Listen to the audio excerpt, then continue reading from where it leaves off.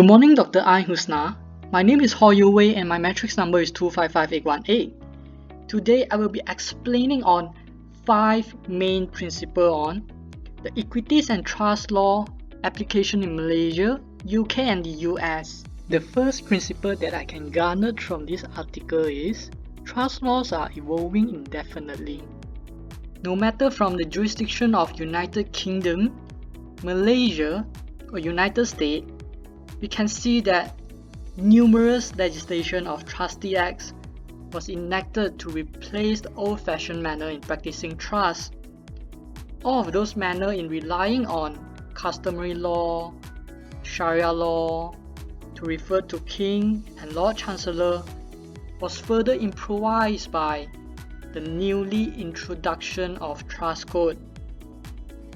All these trust codes are evolving because they covered fields or area that is not explored in the past and rendered a rather wide scope of protection to persons that are practicing trust law or persons that are related in a trust.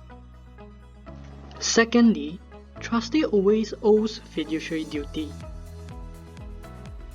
By comparing 3 of these countries, no matter from United Kingdom, Malaysia or United States, the trustee has an obligation of fiduciary duties to the settlor or to the beneficiaries.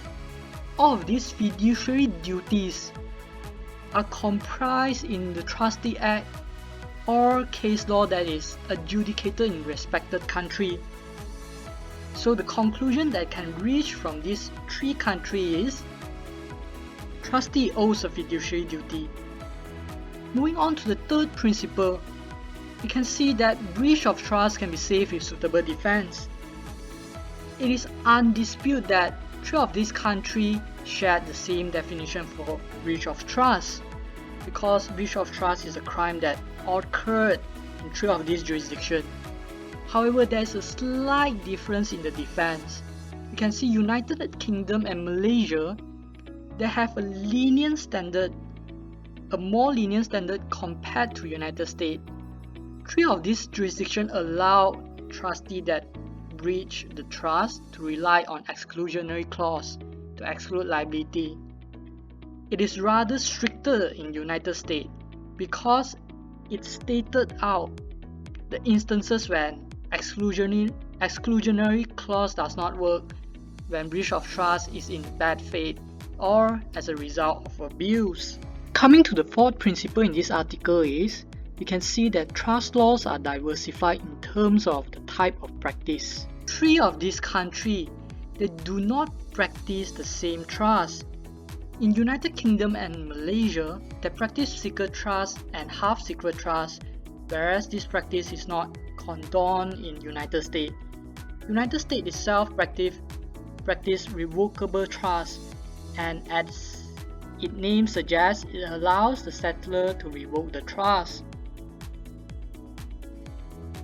Trust law was diversified, and this is heavily reflected in the practice of charitable trust. You can see United Kingdom, they have this diversified approach in encouraging them or the public to donate funds to enjoy tax relief. However, Malaysia and United States, they encourage as well.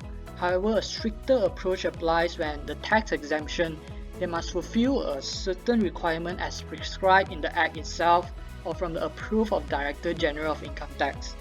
Finally, the 5th principle in this article is trust laws in different jurisdictions confer different protection. In United States, we can see the law gives extensive respect to the settlor's intent. Therefore, beneficiaries cannot simply terminate a trust. However, the stance changed when it comes to UK and Malaysia. The beneficiaries can terminate a trust provided that everyone comes to a consensus. Moving on to the removal of trust, it is rather difficult to remove a trustee in UK and Malaysia. However, in United States, we can see trustee can be removed. You can see from all this evidence, the protection renders varies from different countries. Thank you, Doctor, for listening to my presentation, and I hope that you like my presentation.